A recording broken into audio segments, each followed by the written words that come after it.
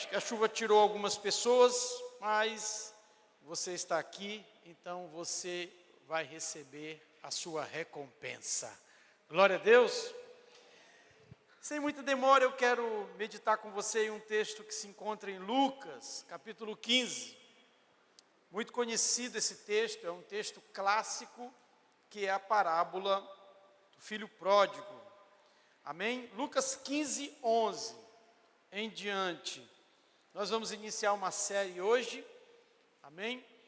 E tenho certeza que você vai ser ricamente abençoado se o seu coração estiver aberto. Lucas 15, 11, e disse Jesus ainda: um homem tinha 2 filhos. Certo dia, o mais moço disse ao pai: Pai, quero que o Senhor me dê agora a minha parte da herança. E o pai partiu os bens entre os 2. Pode baixar um pouquinho para mim, por favor? Só um pouquinho. Poucos dias depois, o filho mais moço ajuntou tudo o que era seu e partiu para um país que ficava muito longe. Ali viveu uma vida cheia de pecados e desperdiçou tudo o que tinha. O rapaz já havia gastado tudo quando houve uma grande fome naquele país e ele começou a passar necessidade. Então procurou um dos moradores daquela terra e pediu ajuda. Este o mandou para a sua fazenda a fim de tratar dos porcos. Ali com fome ele tinha vontade de comer o que os porcos comiam, mas ninguém lhe dava nada. Caindo em si, ali tem essa versão, diga comigo, caindo em si. Não, você pode fazer melhor, diga, caindo em si, ele pensou: quantos trabalhadores do meu pai têm comida de sobra, e eu estou aqui morrendo de fome. Vou voltar para a casa do meu pai e dizer: Pai, pequei contra Deus e contra o Senhor, e não mereço mais ser chamado de seu filho, mas me aceite como um dos seus trabalhadores. Então saiu dali e voltou para a casa do pai. Quando o rapaz ainda estava longe de casa, o pai o avistou, e com muita pena do filho, correu e o abraçou e beijou. E o filho disse: Pai, pequei contra Deus e contra o Senhor, e não mereço mais ser chamado de seu filho. Mas o pai ordenou aos empregados: depressa, tragam a melhor roupa e vistam nele. Ponham um anel no dedo dele e sandálias nos seus pés. Também tragam e matem o bezerro gordo. Vamos começar a festejar. Porque este meu filho estava morto e viveu de novo, estava perdido e foi achado, e começaram a festa. Enquanto isso, o filho mais velho estava no campo. Quando ele voltou e chegou perto da casa, ouviu a música e o barulho da dança. Então chamou o empregado e perguntou: o que é que está acontecendo? O empregado respondeu: seu irmão voltou para casa vivo e com saúde. Por isso seu pai mandou matar o bezerro gordo. O filho mais velho ficou zangado e não quis entrar. Então o pai veio para fora e insistiu com ele para que entrasse. Mas ele respondeu: faz tantos anos que trabalho como escravo para o Senhor e nunca desobedeci uma ordem sua. Mesmo assim o Senhor nunca me deu nem ao menos um cabrito para eu fazer uma festa com os meus amigos. Porém esse seu filho desperdiçou tudo que era do Senhor, gastando dinheiro com prostitutas. Agora ele volta e o Senhor manda matar o bezerro gordo. Então o pai respondeu: meu filho, você está sempre comigo, e tudo que é meu é seu. Mas era preciso fazer esta festa para mostrar a nossa alegria, pois este seu irmão estava morto e viveu de novo, estava perdido e foi achado. Quantos podem dizer amém? Quantos conhecem essa passagem? Eu queria começar dizendo que você jamais conseguirá discernir o seu ambiente se você não discernir quem você é. Amém? Eu vou repetir. Você jamais conseguirá discernir o seu ambiente se você não discernir quem você é. E primeiro tema dessa mensagem, essa série chamada Conexões Quânticas, na verdade eu escrevi uma mensagem para hoje e a mensagem de hoje ficou para o próximo domingo. Eu estava tão empolgado para pregar essa segunda mensagem, mas Deus me deu essa primeiro e disse: a ordem é essa. Então, você não pode faltar no próximo domingo, você vai receber assim um entendimento claro sobre conexões, relacionamentos, sobre percepção espiritual de ambientes, sabe, atmosferas. É uma palavra que eu preparei com muito carinho. Mas essa também não é diferente. E eu quero falar sobre autoconexão. E eu gostaria de frisar a parte inicial do versículo 17 do capítulo que lemos. Caindo em si. É muito importante isso, queridos. Entenda que uma conexão com o mundo só é possível de forma saudável quando você está conectado consigo mesmo. Amém? Se você olhar para o contexto, você vai ver que um jovem se desconectou da sua casa, da sua família, de relacionamentos importantes. E por isso ele se perdeu. Ele não conseguiu ler, entender, discernir, interpretar aquilo que ele estava fazendo. Ele ficou cego, porque ele olhou simplesmente para suas preferências, quando deveria atentar para os princípios. Diga para alguém que está do seu lado: o segredo não é preferências, é princípios.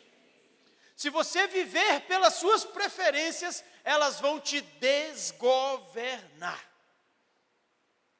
Vão te desgovernar. Se você viver por sentimentos, você vai ser oscilante. Um dia você vai estar feliz, outro dia você vai estar triste, um dia você vai achar seu esposo bonito, outro dia você vai achar ele feio, um dia você vai estar amando todo mundo, um dia vai estar odiando. Assim é uma pessoa sentimental. E a parábola fala de dois filhos que estavam desconectados com o pai. É interessante porque a gente olha muito para o filho que saiu, mas no final o filho que saiu ficou dentro e o filho que estava dentro ficou fora. Sabe por quê, queridos? Os dois não tinham um relacionamento saudável com o pai. Era um relacionamento funcional, meritocrático. Eles se relacionavam com o pai pelo que o pai podia oferecer para eles. O primeiro disse: Senhor, dá-me. O segundo, lá no final, disse: o Senhor nunca me deu. Então, essa era a essência do relacionamento que eles tinham com o pai. E essa é a essência do relacionamento que muitos que estão na igreja têm com Deus. Senhor, eu vim aqui para o Senhor me dar minha bênção. Eu estou te servindo há muito tempo, Deus, porque eu quero a minha vitória. Eu estou precisando disso, Deus. E aí fica um relacionamento desajustado. E esse jovem, quando estava fora de si, ele dizia: dá-me. Pai, eu quero a minha herança. Dá-me a minha herança. Quando você está fora de si, você é um consumidor. Você é uma pessoa que quer sacar de outras pessoas. Você não deposita, você faz saques. E assim que muitos estão se relacionando com Deus, querem fazer saques e mais saques, mas não fazem depósitos em Deus. Dá-me, Senhor. Aquilo foi uma desonra. Primeiro, que pedir uma herança para o pai em vida é uma tremenda desonra. Um filho jamais deve pedir ao pai uma herança se ele está vivo, a não ser que o pai queira dar. Mas aquele filho pediu para o pai, e isso para um judeu, e até mesmo para nós da sociedade ocidental, de certa forma, com menos intensidade, é uma desonra. Ele fora de si disse: dá-me. Mas quando ele caiu em si, ele mudou suas perspectivas. Ele disse: eu vou voltar para a casa do meu pai. Nem que o meu pai me faça como um dos seus empregados. Então, quando ele caiu em si, ele não disse mais, dá-me. Quando ele caiu em si, ele disse, faz-me.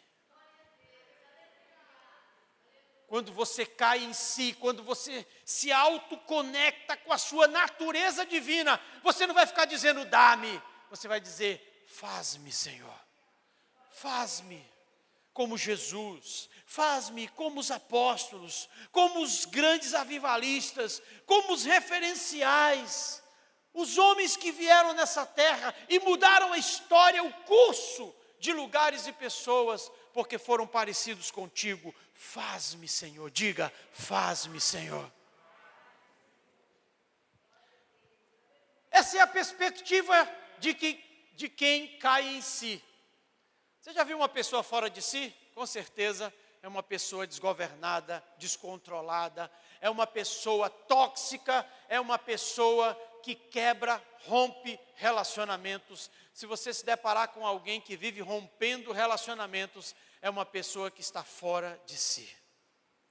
E a autoconexão é essa chamada para que você possa discernir quem você é e qual é a sua missão.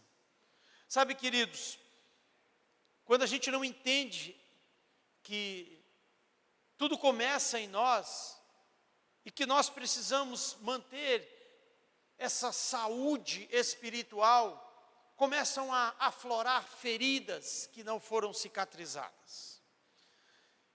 E feridas que não foram cicatrizadas, elas causam duas coisas. Elas causam problemas do lado de dentro e do lado de fora. E é por isso que essa escola de cura interior é uma escola fundamental para quem quer refinar o seu coração, para quem quer se preparar para quebrar, romper ciclos de ferida. Sabe, nós vamos falar aqui sobre o ciclo da ferida, um dos temas. Nós vamos falar de mapeamento espiritual. Você vai entender muitas coisas no seu coração. Porque existem coisas ocultas na nossa vida. Existem coisas que você não está vendo, mas que tem gente vendo em você. É tipo mau hálito, sabe? Você não está percebendo, mas alguém está percebendo em você. Então, há coisas na nossa vida que nós não estamos percebendo, mas muitas pessoas já perceberam. Há muitas feridas abertas, muitas feridas que não foram tratadas pelo médico dos médicos, porque ele abre a ferida e ele fecha a ferida. E escute só, feridas internalizadas geram males emocionais. Feridas exteriorizadas geram males sociais. Quando você tem ferida e está dentro de você, e você não abre para ninguém, você está doente, em todos os sentidos. Do lado de dentro você está desconectado. E se você tem feridas exteriores, né, com certeza isso vai trazer mal para o teu entorno. Quando você tem feridas internas, isso vai mexer com a sua identidade. Quando as suas feridas já são externas, isso vai mexer com os teus relacionamentos. Quem conhece pessoas amargas?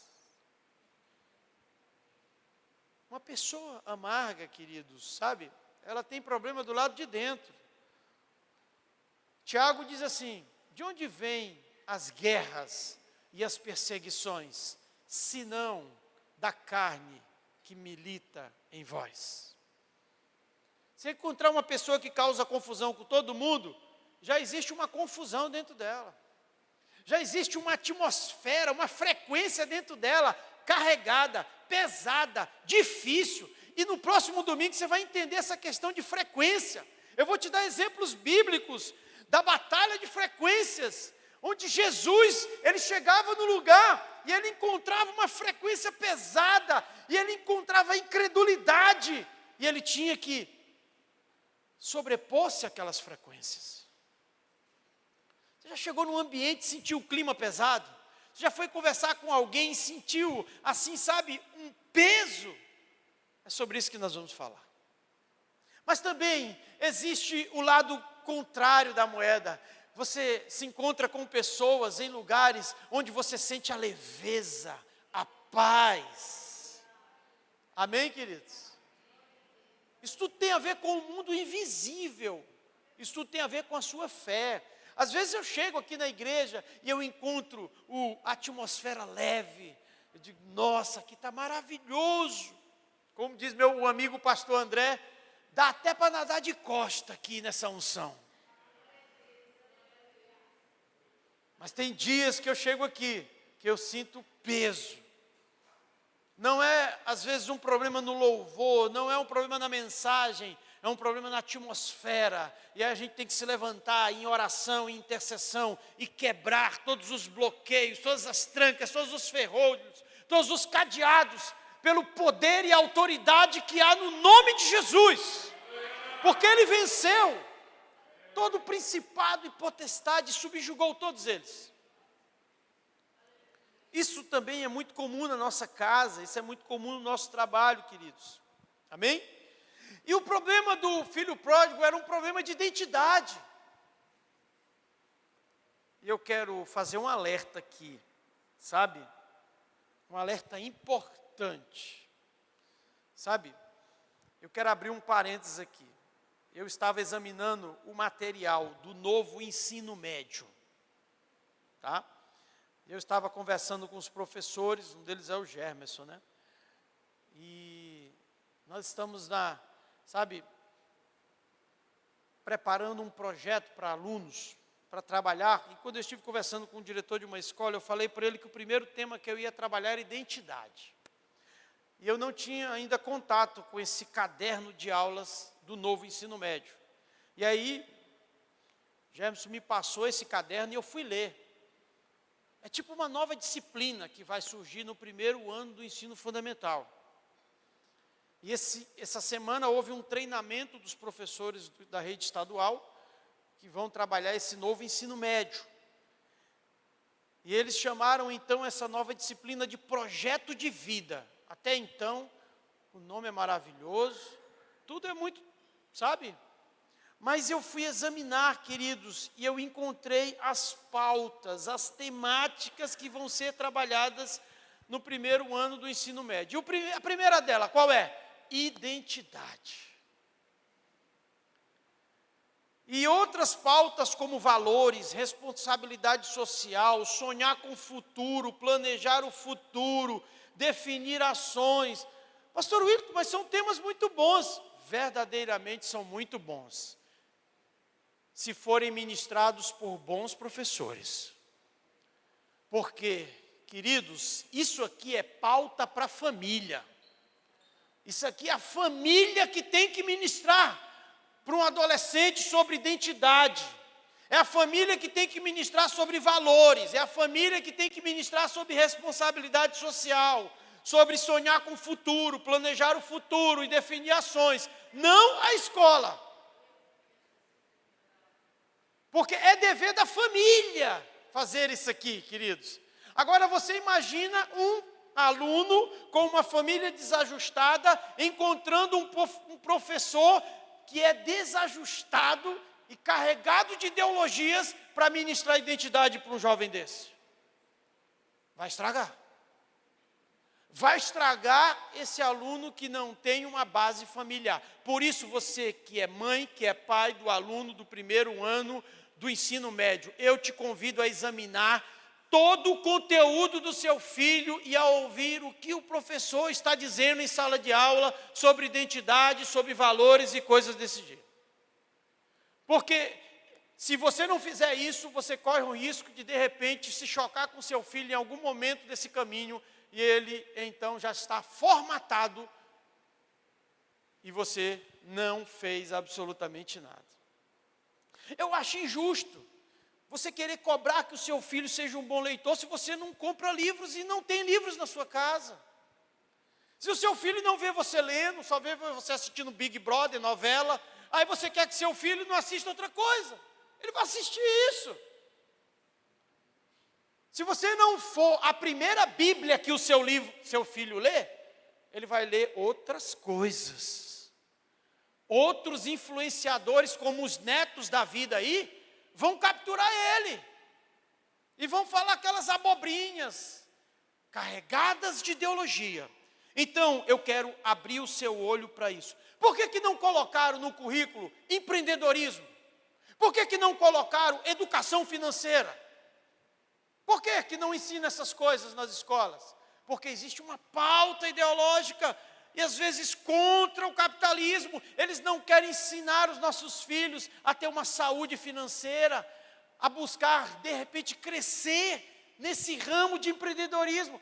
Não coloca um projeto de vida. O Estado está colocando um projeto de vida para os seus filhos, sendo que você deveria dar esse projeto para eles. Quantos estão me entendendo aqui? Tem gente que joga o filho na escola, eu falo isso porque eu sou professor. Joga o filho na escola e quer que a escola eduque seu filho. Não. Quando eu era líder de jovem, às vezes o pai vinha assim, pastor, eu queria que você falasse com o meu filho. Ele está muito desorganizado. Eu digo, você ensinou ele a arrumar a cama? Não, então ensina. Vai ensinar seu filho. Pastor, não vai dar um projeto de vida para o seu filho, não. Escola não é para dar projeto de vida para o seu filho, não. Estado não é para dar projeto de vida para o seu filho, não. É você, pai e mãe, que tem que dar projeto de vida para o seu filho. Eu só queria abrir esse parênteses. Amém? Porque depois que o bicho pegar, já era. Quer dizer, ainda tem chance. Jesus conserta. Mas às vezes o caminho é difícil. Então, enquanto está aí, vai prestando atenção nessas coisas. Presta atenção no seu filho. Saiba da história dele na escola. Quem sabe ele já está pegando as meninas tudinho lá. As meninas estão namorando todo mundo. Você não vai na escola, não conversa com os professores, não sabe quem são os professores, não sabe o que está...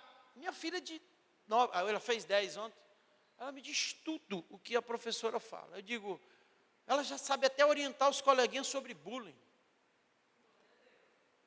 O meu filho, mais velho, faz ensino médio, ele sabe quando um professor está dando aula e quando a pauta é ideológica.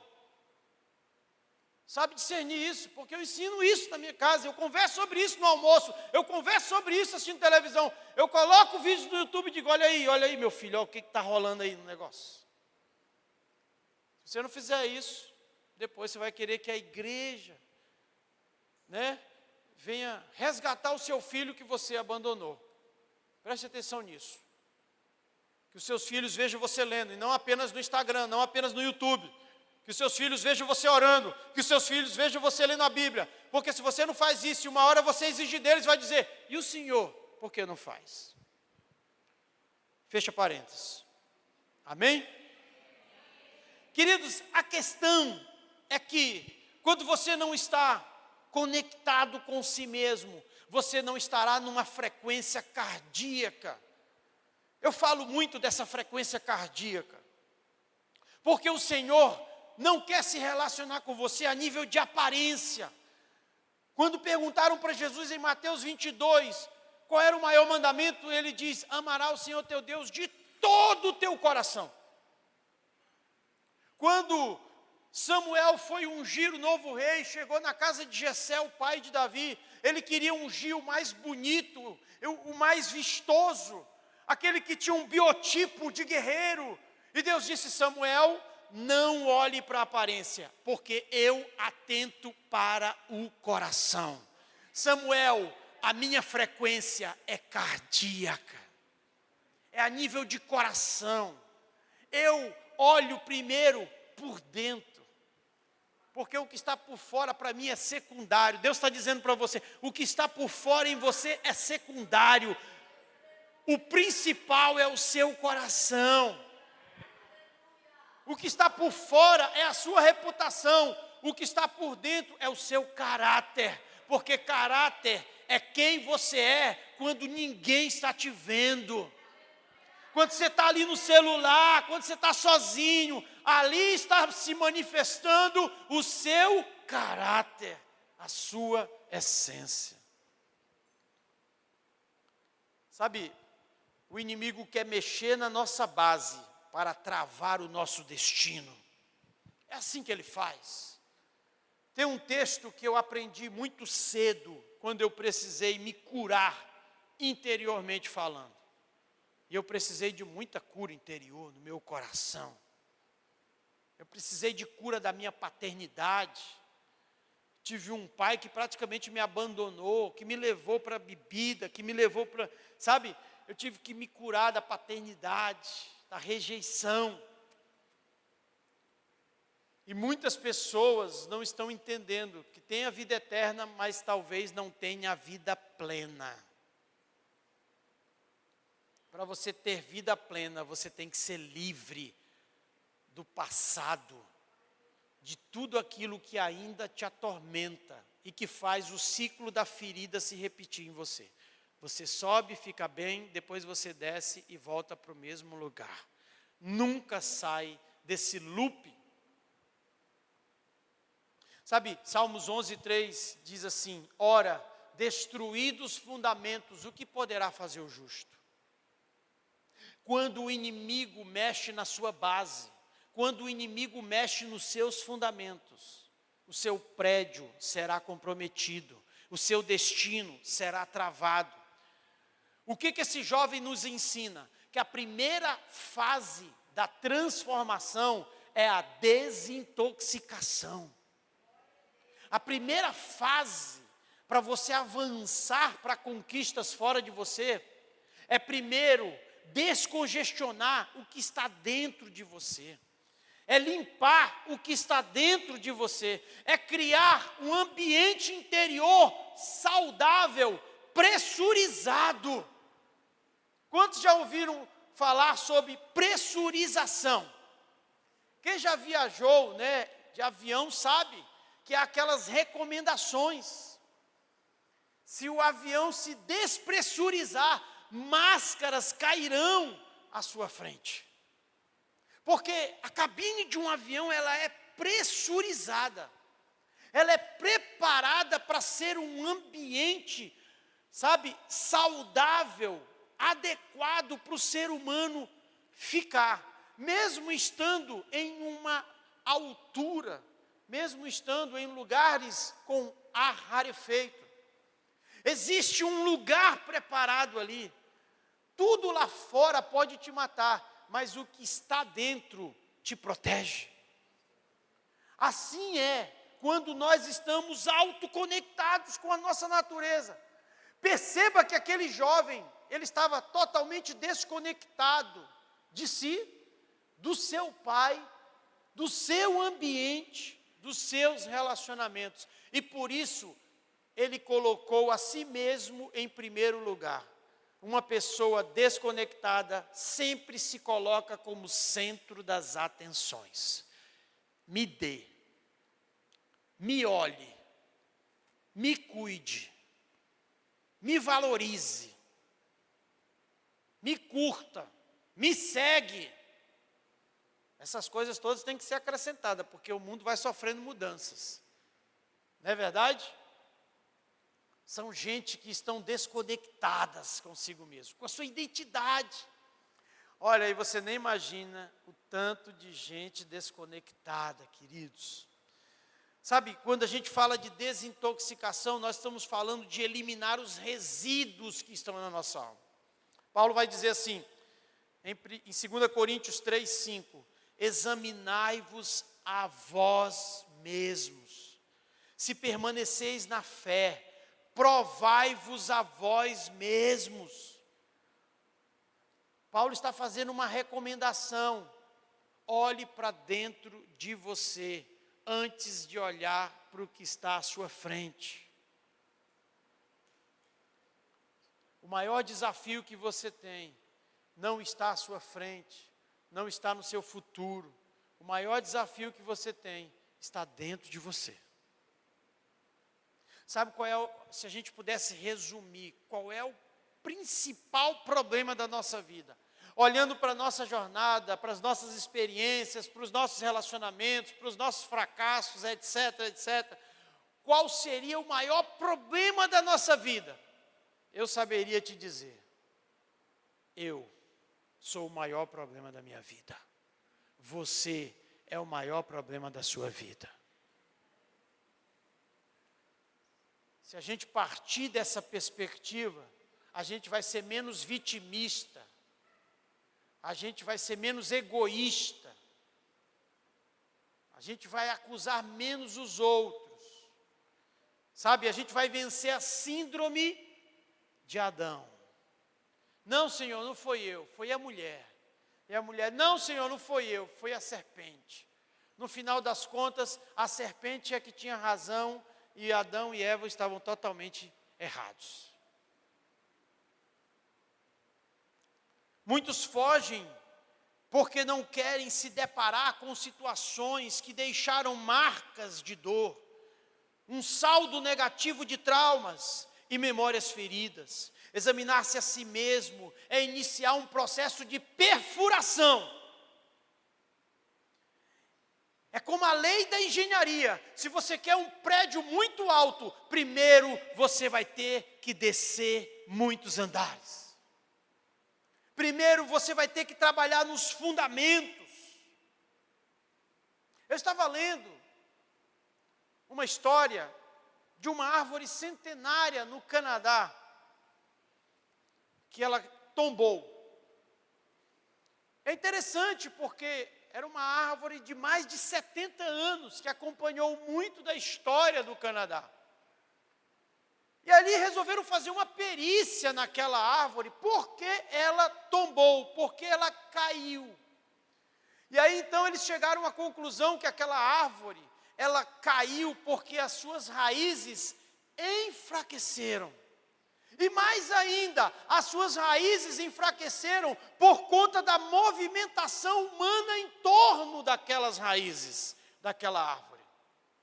E a partir de então, o governo resolveu tomar uma iniciativa, uma atitude. Resolveram colocar cercas ao redor das árvores centenárias. E eu entendi uma coisa, queridos. Sabe, muita movimentação em torno dos nossos fundamentos podem começar a comprometê-los. Permitir que todo mundo fale, todo mundo decida por você, pode enfraquecer as suas raízes, os seus fundamentos e comprometer o seu prédio, comprometer a sua jornada.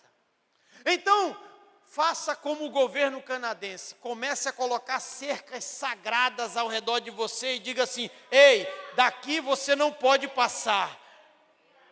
Ei, tem limite na minha vida. Comece a colocar cercas sagradas ao redor de você. E tudo que conspirar contra os princípios, você diz: não aceito isso. Não faz parte. Isso é movimentação humana. É importante a gente entender isso, queridos. Sabe, tem um texto em Amós que eu uso muito tempo quando eu ministro sobre cura interior, que ele está em Amós 5,19, que fala dessa questão do lado de dentro. Porque hoje eu quero falar sobre autoconexão, para que domingo a gente possa falar de conexões quânticas em nosso contexto relacional. Amém? Eu quero dizer uma coisa para você, que eu aprendi. Você pode dar atenção a todos, mas você só pode dar espaço para alguns na sua vida. Dê atenção a todos, respeite todos, tente amar a todos, mas só dê espaço para alguns na sua vida. Para pessoas que estão indo na mesma direção que você. Então você vai experimentar um ambiente quântico, e eu vou definir muito bem isso no próximo domingo. A física define, né, essa definição de quântico é um campo de energia, um campo de frequência, que tem tudo a ver com espiritualidade. Amós diz assim: como se um homem fugisse de diante do leão e se encontrasse com ele o urso, ou como se entrando em casa, a sua mão encostasse à parede e fosse mordido por uma cobra. Amós 5,19. O texto cria uma imagem de alguém que consegue se livrar das coisas do lado de fora, mas que é pego de surpresa pelas coisas que estão do lado de dentro. Uma cobra pica do lado de dentro. É interessante que quando Deus chamou Moisés, Moisés que havia sido criado pelo faraó, pela filha de faraó, 40 anos no Egito, 40 anos ele viveu uma crise de identidade e 40 anos ele guiou o povo. Moisés passou por esse processo de autoconexão. Primeiro, ele não tinha uma identidade. Ele estava no Egito, aprendendo as coisas do Egito, mas não era um egípcio. E ele começou a entrar numa crise. Quando Deus disse que ele seria o libertador do povo contra o Egito, lugar em que ele foi criado. Isso gerou uma crise em Moisés. E Moisés então tenta ser um libertador sem resolver as coisas pelo lado de dentro. E aí então ele olha um egípcio, maltratando um hebreu, e ele vai lá e mata o egípcio. Ele exerce um tipo de liderança sem controle, sem governo, sem conexão com aquilo que Deus queria que ele fizesse. Ele estava completamente fora de si. E diante disso ele foge, se esconde no deserto. E aí então Deus encontra ele numa sarça. E Deus diz assim para ele: Moisés, o que você tem na mão? Ele tinha um cajado. É um cajado, Senhor, joga no chão. E ele joga o cajado no chão. E o cajado vira uma cobra. E a Bíblia diz que a cobra começa a perseguir Moisés. Moisés começa a fugir da cobra. E Deus diz assim: pega essa cobra pela cauda. Loucura, loucura, loucura.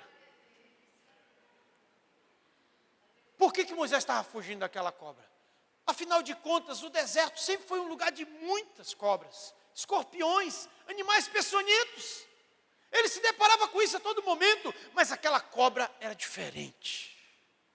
Aquela cobra lembrava, o símbolo que estava na mitra do faraó, que era uma serpente. Lembrava ele do seu passado, lembrava ele dos seus dias sem identidade. E ele começou a fugir como se estivesse fugindo do seu passado. E Deus diz: enfrenta, pega essa cobra pela cauda. E a Bíblia diz que quando ele pega pela cauda, ela se transforma numa vara novamente. E aquela vara foi a vara que Moisés conduziu o povo no deserto, abriu o mar vermelho, tirou água da rocha. Deus descontaminou o chamado de Moisés, o cajado de Moisés. Deus quer descontaminar o seu coração. Então Moisés se sentiu um libertador e disse: agora sim, eu estou pronto para enfrentar Faraó, para enfrentar o exército do Egito, pode vir o que vier. Eu estou conectado.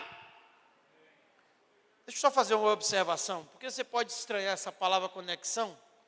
Essa palavra conexão, queridos, ela tem sentido bíblico. É a palavra que fala sobre relacionamentos. Essa palavra, ela não nasceu no contexto de avanços tecnológicos. Essa palavra conexão é sinônimo de relacionamentos, de intimidade,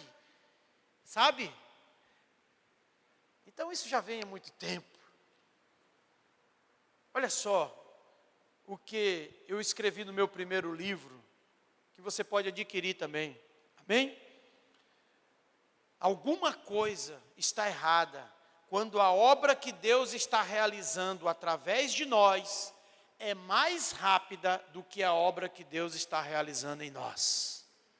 Alguma coisa está errada quando a obra que Deus está realizando através de nós é mais rápida do que a obra que Deus está realizando em nós. Queridos, se você está entregando o que você não recebeu, isso se chama performance. Paulo vai dizer em 1 Coríntios 11, 23, o que eu recebi do Senhor, isso eu vos entreguei. Queridos, você primeiro precisa estar em obras para ser então um instrumento da obra de Deus. Deus precisa fazer algo em você. Olha o que diz Lamentações 3:9, nos chamando para esse lugar de autoconexão. De que se queixa, pois, o homem vivente? Queixe-se cada um dos seus próprios pecados. Jó 31:6 diz assim: pese-me, Senhor, em balanças fiéis, e conhece a minha sinceridade.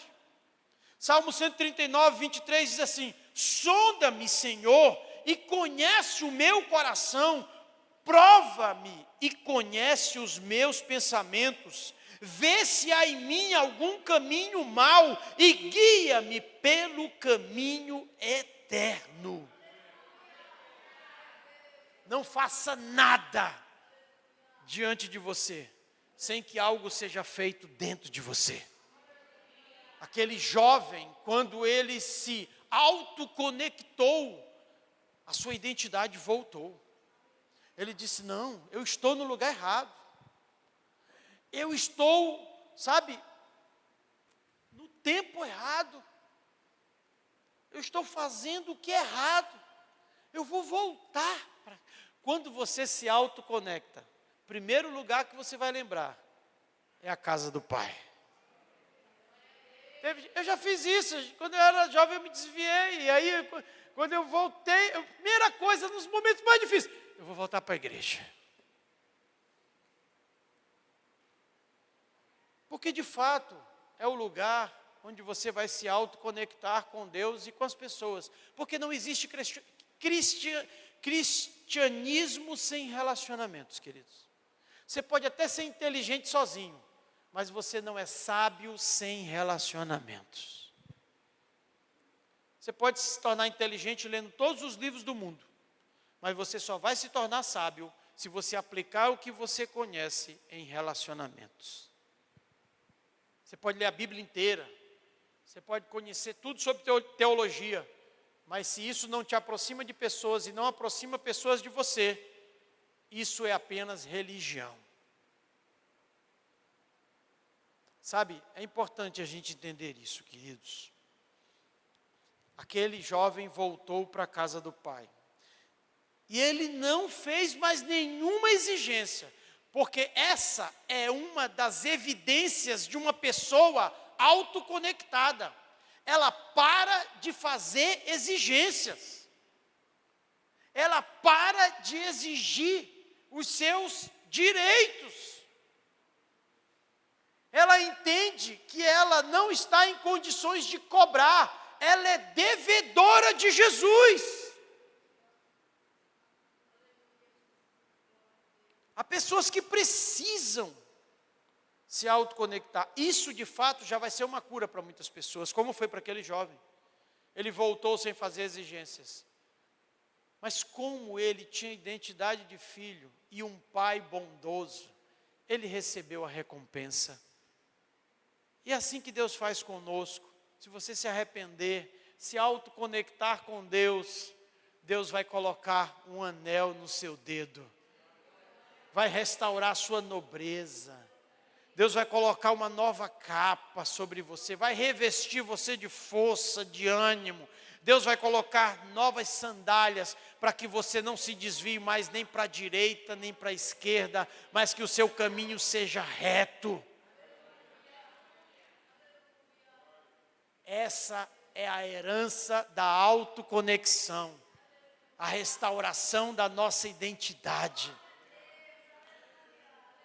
Sabe, queridos, muitos cristãos não entendem e confundem a experiência imediata do novo nascimento com a experiência progressiva da conversão da alma.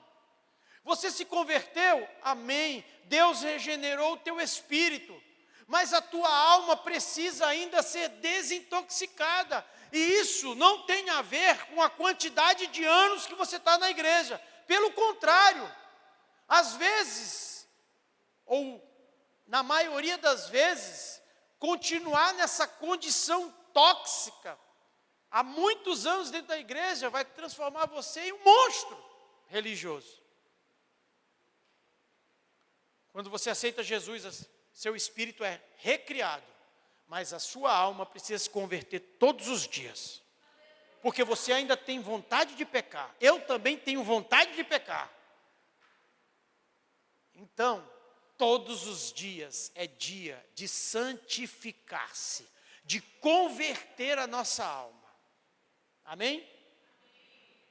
A nossa querida Ludmila Feber, que partiu para a glória, dizia que nós temos que matar um leão todos os dias. E esse leão está querendo entrar em você. Não é o leão da tribo de Judá, é o leão pirata que fica ao derredor, porque ao seu redor existem anjos, diz a palavra do Senhor. Existem cercas sagradas em forma de anjos que estão ao seu redor. Você não precisa temer. Sabe o que Davi disse? Davi precisou, e isso aqui faz parte da primeira aula, terça-feira, que eu vou ministrar aqui. Davi, o homem segundo o coração de Deus. Salmo 142, versículo 7. Ele disse: Senhor, tira a minha alma da prisão, para que eu louve o teu nome. Os justos me rodearão, quando me fizeres este bem. Tira a minha alma da prisão. Primeira coisa que Deus vai fazer é tirar você de um cativeiro. É tirar você do lugar dos porcos. É tirar você dessa condição deplorável, desse caos existencial. E aí a primeira coisa que você vai ver qual é? Tira a minha alma da prisão para que eu louve o teu nome. A primeira coisa que aquele filho pródigo fez foi o quê? Eu estou lembrando da casa do meu pai, do meu pai. Quando você se autoconectar, você vai querer ver Deus em primeiro lugar. E aí Davi diz: quando os justos me rodearão, quando tu me fizeres esse bem.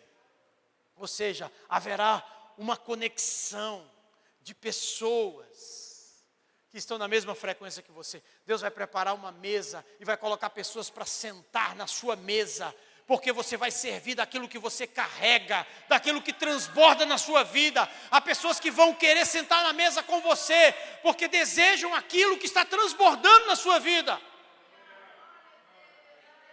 E aí você vai dizer para Davi: Senhor, agora eu quero até os meus inimigos. Prepara uma mesa na presença dos meus adversários. Unge minha cabeça com óleo, Senhor, porque o meu cálice está transbordando. E o cálice que transborda na mesa é aquele que vai encher os cálices vazios. O que está transbordando em você vai preencher o que está faltando em alguém. Agora, se o que está transbordando é maldade, e você senta numa mesa vazio, alguém vai derramar isso sobre você. Então se resolva do lado de dentro. Por isso eu recomendo você o meu primeiro livro, Convicção, a experiência de ser inteiro em um mundo de metades. O livro fala do povo recabita em Jeremias 35. Um povo que sentou numa mesa e disse assim: nós não bebemos vinho porque o nosso pai Jonadab ordenou. E Jonadab já havia morrido há 250 anos, mas eles permaneciam com aquela voz geracional e com a convicção de sempre, em qualquer lugar e diante de qualquer pessoa. Tira a minha alma da prisão, para que eu louve o teu nome. Os justos me rodearão, quando me fizeres este bem. A segunda parte desse versículo nós vamos ver no próximo domingo. Amém? Sabe, eu caminho para o encerramento, olhando para a passagem de João, capítulo 5. Quando Jesus chega diante de um tanque, e há um paralítico que há 38 anos esperava a sua cura. E há uma pergunta intrigante. E essa pergunta será feita aqui na escola de cura interior. A gente chama escola, queridos, você é livre, você pode vir. É bom que você venha nas 12 lições, porque elas vão abordar todas as áreas da sua vida. Sabe? Vai ser uma revisão completa. Então você vai ter ministrações na área da família, você vai ter ministrações na área emocional, você vai ter ministrações na área da sexualidade, área de alianças, você vai ter ministração na área de rejeição, você vai ter ministração na área de paternidade. Amém? Então você pode vir, pode trazer pessoas também, sejam cristãs ou não, elas precisam ouvir o que a palavra diz a respeito da cura. E Jesus pergunta para aquele homem: queres ser curado? Sabe o que aquele homem responde? Um homem que estava há 38 anos esperando. O que você responderia de cara Só se for agora, Senhor. Sabe o que ele disse? Ele disse: como, Senhor? Eu não tenho homem algum que quando a água é agitada, me ponha no tanque. Mas quando eu estou indo, desce outro diante de mim. Jesus sabia que a principal cura que aquele homem necessitava não era a cura das suas pernas, era a cura do seu coração. Aquele homem estava culpando as pessoas pela sua enfermidade. Ele estava dizendo: como, Senhor, que eu posso ser curado? Se ninguém liga para mim, se ninguém se importa comigo, ninguém tem pena, compaixão, ninguém simpatiza com a minha causa, ninguém me coloca dentro daquele tanque. O Senhor, então, primeiro cura o coração daquele homem. Havia uma amargura, uma mágoa. O significado da palavra mágoa é uma má água. Uma água tóxica, contaminada. Uma água parada, cria bicho, se torna pantanosa. E o problema dele era esse.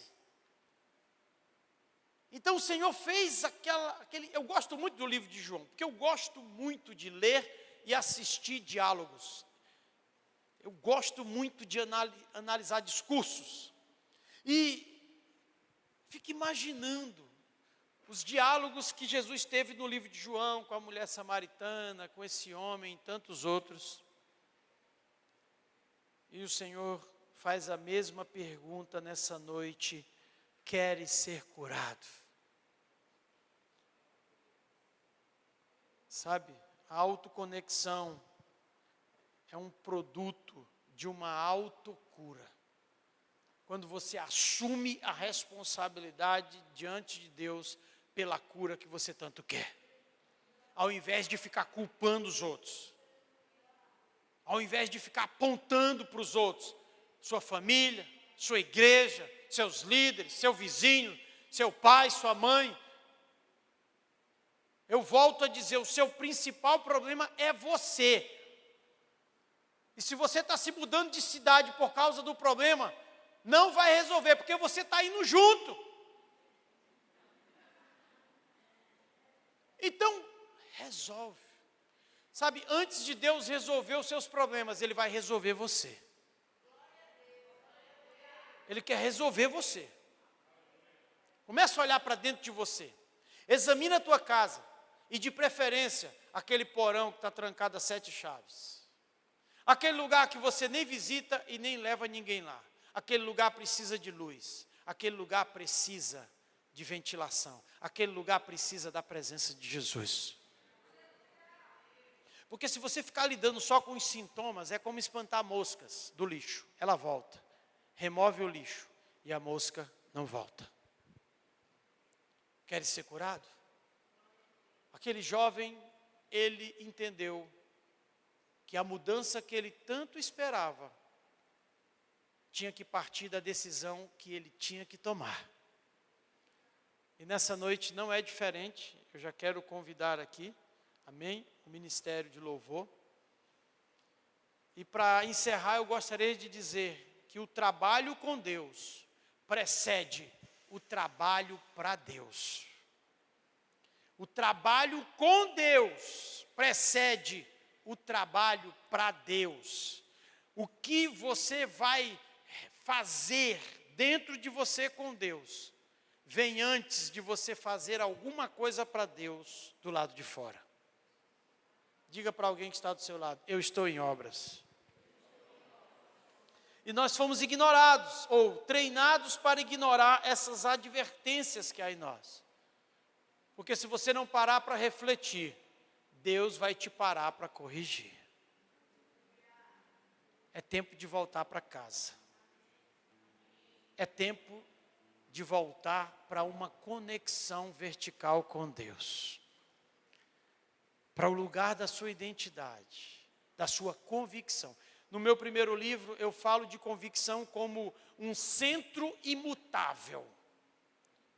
Um lugar onde não se negocia princípios. um lugar inabalável diante de todas as circunstâncias que você pode enfrentar.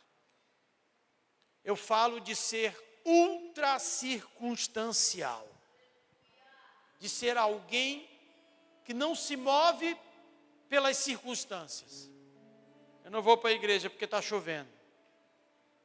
Eu não vou para a igreja porque o sol está muito quente. Eu não vou para a igreja porque eu só tenho roupa repetida. Eu não vou para a igreja porque hoje eu me zanguei. Eu não vou para a igreja porque eu criei uma justificativa que não é justificativa. Porque não tem. Se você quiser se determinar a viver uma imersão, um mergulho mais profundo, Deus tem uma piscina de gente grande para você.